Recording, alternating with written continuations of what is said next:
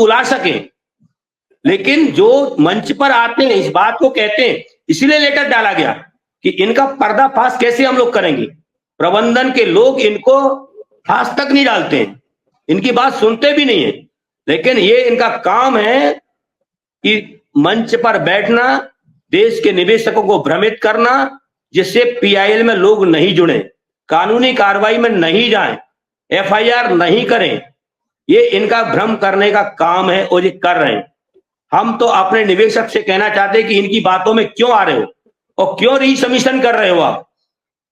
जब आपका 5 लाख से ज्यादा है, मैंने पूरे देश में आपके भी स्टूडियो में आपको भी पर्सनल मैंने अपना मैसेज भेजा है कि सीआरसी ने कहा है कि 5 लाख तक का payment, bank statement, income tax return file देना पड़ेगा।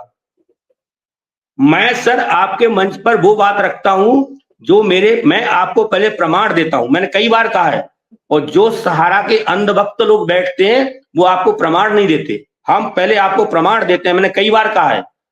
3 दिन पहले आपको प्रमाण डाला 5 लाख का सीआरसी का, आपके पास व्यक्तित्व मैंने आपको डाला, पाठक जी को डाला, उसमें साफ लिखा हुआ है कि आप बैंक स्टेटमेंट दें और रिटर्न फाइल दें। कहां से देगा, कैसे देगा? निवेशक का पैसा 2012 में लगा हुआ है, 2010 में लगा हुआ है, सारा कंपनी ने पेपर पे पेपर पलट दिया। पूरे हिंदुस्तान के क्या कहा जाए, पूरा विश्व का नंबर 1 घोटाला है। मैं तो सारे देश के, विश्व के प्रधानमंत्री से आग्रह करता हूं कि इन लोगों को मेडल दिया जाए भारत में आकर के कि सहारा ने बहुत अच्छा काम किया है, ये मेडल लायक हैं कि आज लोगों की बेटियों की शादी रुकी पड़ी है। मुझे ये मालूम है कि मेरे पिता जब गांव में रहते थे, किसी बेटी की शादी गरीब परिवार की होती थी तो जो भी बनता था उसको सहयोग राशि करने देने जाते थे, चाहे वो साड़ी बनती हो, चाहे 100 रुपए बनते हो, चाहे 50 रुपए बनता हो। जब मैं 5 साल का था उस समय, और ये अपने आप को परिवार कहते हैं। धिक्कार है परिवार कहने के लिए कि आज हमारी बेटियां, हजारों बेटियां बैठी शादी के लिए, शादी नहीं हो पा रही, हजारों बच्चे बैठे हुए, बच्चों की पढ़ाई नहीं हो पा रही। मैंने क्या कहा था आपके मंच पे, 50 ऐसे लोग हैं जिनकी किडनियां ट्रांसफर हो चुकी हैं, उनके लिए पैसा देने लायक नहीं है। कितने लोग हमारे 10,000 से ज्यादा लोग स्वर्लोक सुधार गए। क्या परिवार है साहब, क्या परिवार कहेंगे? मैं तो कहता हूं कि ऐसे परिवार में लोग रहने वाले और बोलने वाले को तो मंच पे बोलना ही नहीं चाहिए, अपने गलेमान में झांक कर देखना चाहिए कि मैं क्या कर रहा हूं। चलिए सर, बाकी लोग बैठे हुए हैं, आप और उनको समय दीजिएगा। मैं तो अपनी बात सर कहूंगा तो कहता रहूंगा, सारे दिन कहता रहूंगा, कोई जवाब नहीं है। न प्रबंधन के पास जवाब है, न चाटुकारों के पास जवाब है, और न भारत सरकार के पास जवाब है। हम तो सबसे अपील करते हैं कि ज्यादा से ज्यादा लीगल कार्रवाई करें और ज्यादा से ज्यादा शिकंजा कसें। वक्त आएगा तो हम आपको बताएंगे कैसी रणनीति तैयार होती है, कैसे भुगतान निकाला जाता है। भुगतान तो आखिरकार संयुक्त ऑल इंडिया जन आंदोलन संघर्ष न्याय मोर्चा लेकर रहेगा। देश के निवेशक स्वतंत्र हैं, ऐसी कोई बात नहीं है। समय लग सकता है, देर हो सकती है, पर अंधेर नहीं, रात होगी तो सुबह भी होगा। इन्हीं बातों के साथ मैं अपनी बात को विराम देता हूं। मैं मंच पर रहूंगा, बहुत समय दिया जा सकता जी। धन्यवाद सतीश जी। आ रहा हूं शशि जी, आ रहा हूं। मनोज जी के पास मैं आ रहा हूं। मनोज जी अनम्यूट कीजिए। नमस्कार सर। नमस्कार मनोज जी। सर सतीश जी सर से मैं एक चीज पूछना चाहता हूँ कि जैसे जिन लोगों ने अप्लाई कर रखा है उनमें से बहुत सारे लोग ऐसे हैं कि जिनके पोर्टल पे रीसबमिशन पोर्टल का ऑप्शन ही नहीं खुलता। वो ऑप्शन तो खुलता है लेकिन उस पे रेड कलर से लिखा हुआ आता है स्क्रूटनी इन प्रोग्रेस। तो उन लोगों को क्या ये करना नहीं चाहिए, या ये सीआरसीएस नहीं चाहता है कि वो करे? रीसबमिशन नहीं हो पा रहा है सर। सर मैं आपसे अनुरोध करूंगा और अपील करता हूं, जो लिख के दिख रहा है, जो आप पे दिख रहा है, सारा डाटा निकाल करके मुझे भेजिए, मैं सुप्रीम कोर्ट में रखूंगा। 31 दिसंबर तक वेट करिए आप। जो गाइडलाइंस भारत सरकार यानी सहकारिता मंत्री अमित शाह जी ने समय मांगा है सुप्रीम कोर्ट से, 31 दिसंबर 2024 तक का मुझे समय दिया जाए। रुपए इनके पास 5,000 करोड़ रुपए है, अभी ज्यादा पैसा आया नहीं है, वो पैसा दे भी नहीं पाएंगे। देखिए, सिवाय सुप्रीम कोर्ट के अलावा कोई रास्ता नहीं है। और मैंने एक बात कहा था कि अगर जनता चाहे, जनता रोड पर जिस दिन उतर जाएगी, आपका समाधान हो जाएगा। कोई रास्ता नहीं, एक ही रास्ता है और जनता वो चाह नहीं रही है। एजेंट लोग और इनके जो सलाहकार लोग जो आकर के मंच पर भ्रमित करते हैं, ये इनका काम भ्रमित करने का है। जिस दिन जनता चालेगी और जनता भुगतान ले लेगी तो एक ही रास्ता है। सुप्रीम कोर्ट में तो गए ही हैं, लेकिन एक ही रास्ता है, वो है जन आंदोलन। जी sir. Thank you Satish ji. Shashi जी, आप कुछ बोलना चाह रहे थे? जी सर, मेरी आवाज आ रही है सर? हाँ हाँ बिल्कुल। सर अभी हम बैठे हुए हैं विजय जी, अभी हम सेंट्रल बैंक ऑफ इंडिया के ब्रांच में बैठे हुए हैं। मतलब आपके लाइव का कार्यक्रम में हम जुड़े हुए हैं सेंट्रल बैंक ऑफ इंडिया के ब्रांच से। और मैं सेंट्रल बैंक से ही जुड़ते हैं। जी जी जी, इसका कारण है सर कि ये टाइम सर हमारा बैंक में रहने का होता है। हम बैंक में कैश लेने आते हैं सर। हमारे घर पर सीएसपी सेंटर चलता है सर। पर डे 4 से 5 लाख रुपया 4 से 5 लाख रुपया मेरे घर से सेंट्रल से विड्रॉल होता है सर, एईपीएस सिस्टम से। सेंट्रल बैंक का लिंक ब्रांच है मेरे पास।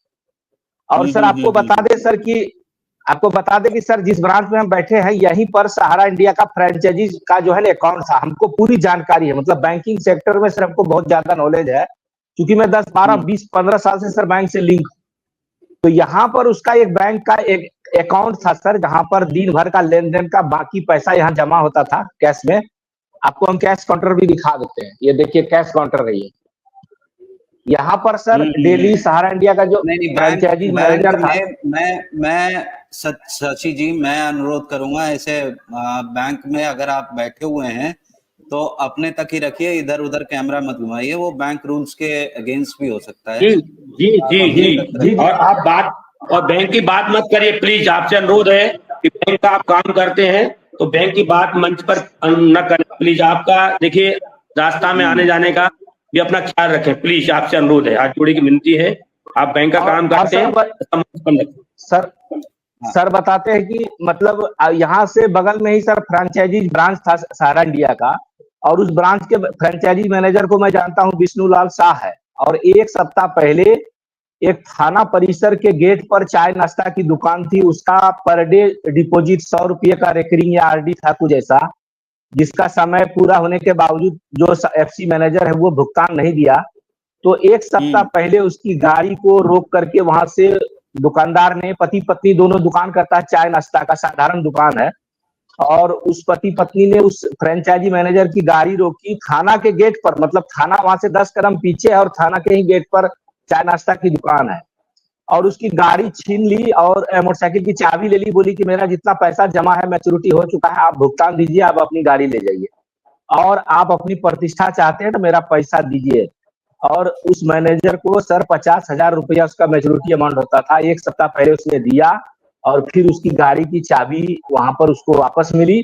और उसकी स्थिति ऐसी थी कि 10 कदम पर थाना है उसका, वहां पर जाके ये कंप्लेन भी वो नहीं लिखा सका कि हमारी गाड़ी अमुक व्यक्ति ने ले ली है, क्योंकि वो दोषी था, उसने पैसा लिया था और उसका भुगतान नहीं दे रहा था सर, ये स्थिति है। और दूसरा सर हम ये कहते हैं दोषी देखिए सतीश जी, शशि जी, दोषी ऐसे किसी को दोषी नहीं कह सकते हैं हम।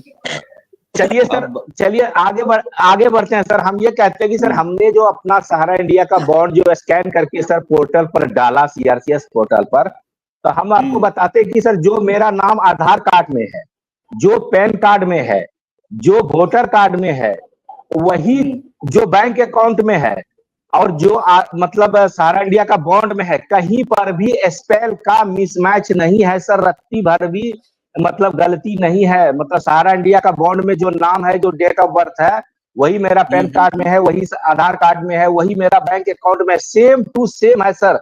मैंने इसको बारीकी से जांच किया और मैं पहले से अपडेट इस चीज को रखा था सर, और उसको उतनी सारी मतलब कोई गलती नहीं है सर। मतलब मेरा बॉन्ड में, मेरा आधार में, पैन में, बैंक अकाउंट में कहीं पर कोई मिसमैच नहीं है सर, और मेरा बैंक में एनपीसीआई किया हुआ है। इसके बावजूद सर हमको डिफिशियंसी दिया गया, और ऐसी डिफिशियंसी है कि आपके उच्च दावों का भुगतान क्या क्या ऐसे कुछ करके है सर, मतलब कि मतलब भुगतान अभी आपको नहीं मिल सकता, ऐसे मतलब डिफिशियंसी है टोटल बॉन्ड में सर। और किसी का भी हमको रिसबमिशन का मैसेज अभी तक नहीं आया है। और दूसरा बात सर, हम बोलते हैं कि कल के लाइव में जो शुभम जी हमारे बिहार के हैं, और संजोग देखिए सर कि वो जीरा देवी के हैं, जहाँ डॉक्टर राजेंद्र प्रसाद की जन्मभूमि है जीरा देवी। और राजेंद्र प्रसाद के विषय में ये कहा गया है सर, जब वो एग्जाम दिए थे परीक्षा, तो कहा गया था उसका जो परीक्षक था उसकी जो कॉपी की जांच की थी, उसने लिखा था उसकी कॉपी पर कि examiner is the best of examinee, मतलब परीक्षक से ज्यादा इंटेलिजेंट परीक्षा देने वाले हैं। वैसे धरती पर हमारे शुभम कुमार जी का जन्म हुआ है, और हमको गौरव है सर शुभम कुमार जी पर, जो सहारा की आज उसकी नियम और कानून की जो धज्जियां उड़ाई थी, उस सारे तथ्यों को बड़ी ही बारीकी से देश के समक्ष रख रहे हैं, और देश के लोगों के पैरों से जमीन खिसक रही है कि जब स्टार मल्टीपर्पस में आप पैसे उठा रहे हैं, तो आप स्टार मल्टीपर्पस का बैंक अकाउंट आपके पास क्यों नहीं है? आप सहारा इंडिया का चेक क्यों लेते हैं? आप घर का अगर कोई मामला हो तो आप कर सकते हैं, लेकिन जब आप कोई कंपनी चला रहे हो, कोई सोसाइटी से लाइसेंस लेकर के देश के लोगों का पैसा ले रहे हैं, तो आपको वहां पर जो गाइडलाइन है सीआरसीएस की या सरकार की रेगुलेटरी की, उस नियम का पालन अगर आप नहीं करते हैं, तो देश के लोगों के साथ आप धोखा कर रहे हैं सर। ये सरासर सर है, ये धोखा है। और दूसरा बात, जो शुभम जी ने कहा कि जब क्यूसॉप का पैसा उठा रहे थे, तो उसके चेयरमैन सुब्रत राय और स्वप्ना राय थी, जिस पर देश के लोगों को भरोसा थोड़ा सा बनता है कि ये चेयरमैन है, ये सहारा के संस्थापक है, इस पर थोड़ा सा भरोसा बनता है कि अगर ये चेयरमैन है तो ये हमारा पैसा नहीं डूबेगा। लेकिन जब पैसा उठा लिया गया पूरे देश में, जब उनकी पूरी हो गई पैसे, जब भुगतान करने की बारी आई, तो ऐसी परिस्थिति में अगर चेयरमैन सुब्रत राय और स्वप्ना राय रिजाइन देती हैं, तो ये देश के लोगों के लिए सर एक बहुत बड़ा शौक है, झटका है। ऐसा क्यों हो रहा है? क्यों रिजाइन दे रहे हैं? अगर रिजाइन दे रहे हैं तो इसका मतलब है कि आप लायबिलिटीज देने से भाग रहे हैं, आप जमाकर्ताओं की जो पैसा आपने उठाया है उसको देने से आप पीछे हट रहे हैं। इसका साफ अर्थ यही होता है, जिसका खुलासा अगर शुभम जी कर